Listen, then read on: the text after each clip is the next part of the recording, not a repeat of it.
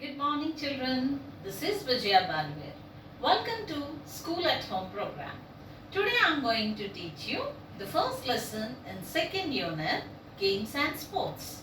Now, the name of the lesson is True Height. In your previous class, I have taught you about Michael Stone, who was a competitor or who was participating in National Junior Olympics in pole vault event. And I told you that he was trying to give his best to win the award in the National Junior Olympics. And we also learned about what kind of stories were told by Michael's mother. And today, let's see what had happened. Children, I told you that Michael's mother used to narrate stories very keenly and as if in a bird's eye view. That means as if a bird watches it from the air, how it is visible. It's visible so clearly, like that she used to explain very clearly about each and every minute detail in the story so that Michael can imagine all those things in his mind. And now let us see what had happened after this. Where he flew would always coincide with his mother's stories. His dad, on the other hand, was not a dreamer, but Stone was a hardcore realist. He believed in hard work and sweat. His motto, if you want something, work for it. So his mother used to inspire him by telling the stories, and on the other hand, his father, his name is Bed Stone, and he is a hardcore realist. That means he believes in reality. He doesn't have any imaginations and he never lives in some kind of imagination. He always leads his life in reality. So that's what he used to give. He always tell his son, that is Michael Stone, that if you believe in hard work and sweat, you will definitely become successful. And not only that, if you want something, you should work hard for that. Nothing comes easy. When we need something, we have to work hard. These were the beautiful lines which were told by Bed Stone, father of Michael Stone. From the age of 14, Michael did just that. He began a very careful and regimented weightlifting program. He worked out every day with weights, with some kind of running work on alternate days. The program was carefully monitored by Michael's coach, trainer and father, that is Bed Stone. So Michael Stone, when he was 14 years old, he started working on his activities. What are those activities? I told you he wanted to become a pole vaulter. He wanted to become a famous pole vaulter. That's why he started working from the age of 14. So what he was telling, he began his taking care about his body, about his exercises, everything. He used to take a clear weightlifting program under the guidance of his father. Who is his father? Bed Stone. He is not only father, he is a coach to Michael Stone and he is also a trainer. And every alternate day, that means one day Michael works on weightlifting and on the other day he used to work on some kind of running activities. That means I told you here a pole vaulter should also be having, he should be a good runner. Also he should be a weightlifter. That's why one day he works on with weightlifting, the other day he used to work on running activities. And the program was designed by his father, trainer and coach. And Michael's dedication, determination and discipline was a coach's dream. Besides being an honest student, Michael Stone continued to help his parents with their farm chores. Michael's persistence in striving for perfection was not only his obsession but his passion. So though he was blind, he has a kind of dedication towards his work. He is disciplined person. Who? Michael Stone. He was very disciplined. He is very dedicated to his activities and his determination is very, very strong. So all these things make Michael a successful pole vaulter. And he's not only a successful pole vaulter, he was a very good student, an honest student. And Michael Stone, when he was a kid, whenever he used to find time, he used to go to his father's farm and help his parents in farm works.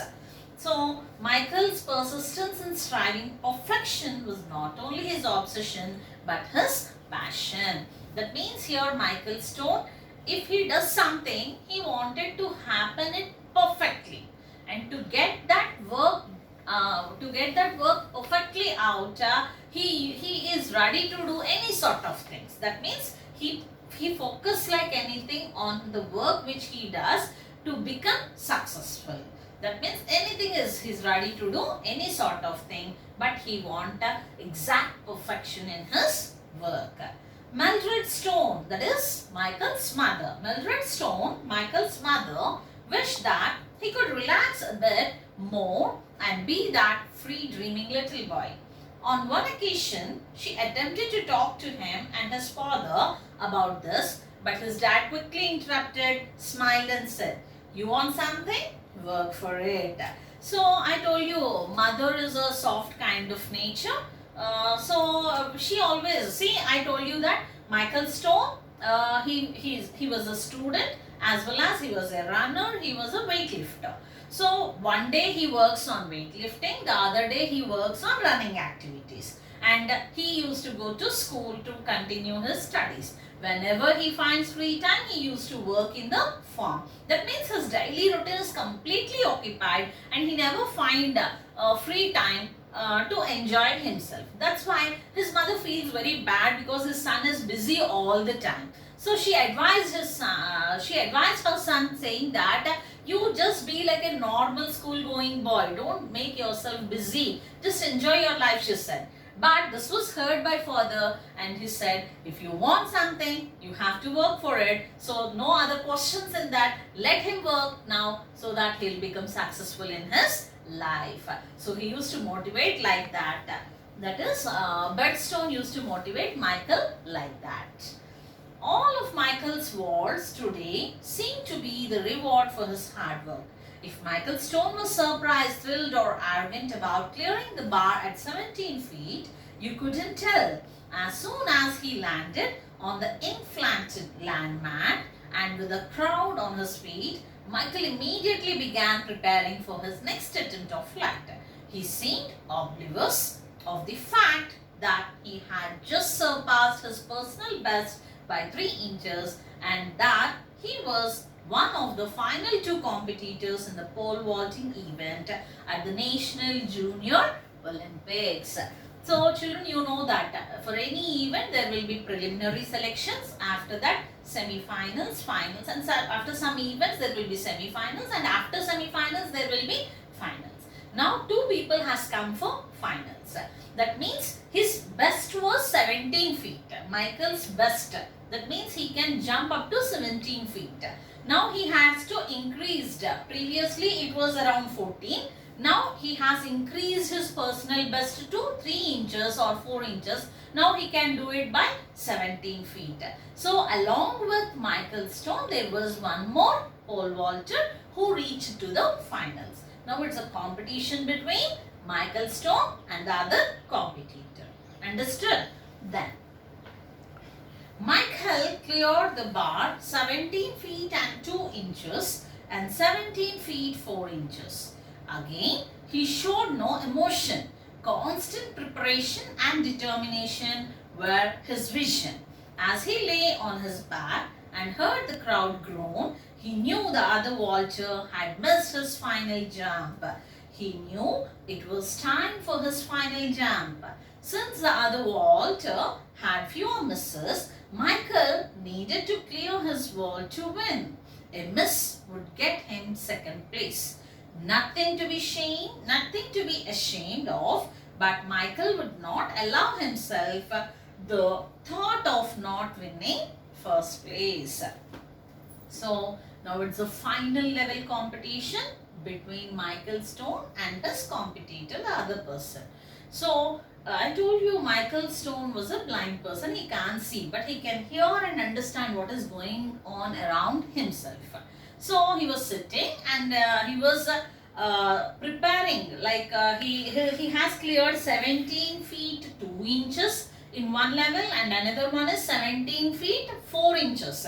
Now he is trying to clear the bar more than the 17 feet 4 inches. So he was preparing in his mind how to clear that. When he was preparing, the other person has completed his jump, and the groaning from the audience, groaning means, oh, missed, like that, they have made a sound. And by hearing that sound, Michael understood that his competitor has missed his chance. So that means if again he also misses, then he is going to get the second place and his competitor is going to get the first place.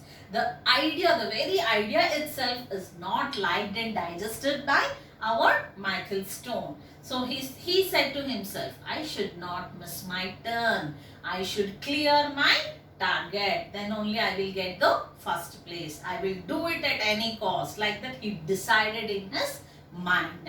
In case if he misses the climb, in case if he misses his jump and not able to clear his height, then he is going to get the second place at National Olympics, National Junior Olympics.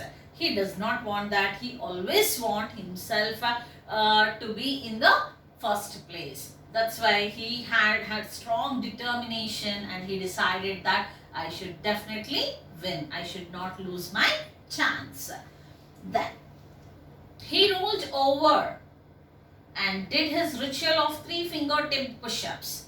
He found his pole stood and stepped on the runway that led to the most challenging event of his 17-year-old life.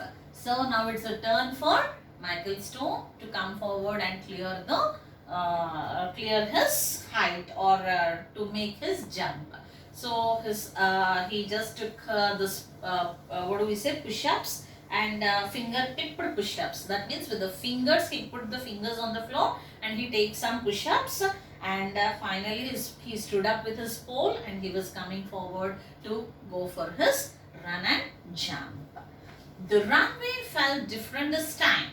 It startled him for a brief moment. Then it all hit him like a wet bale of hay. The bar was set at 9 inches higher than his personal best.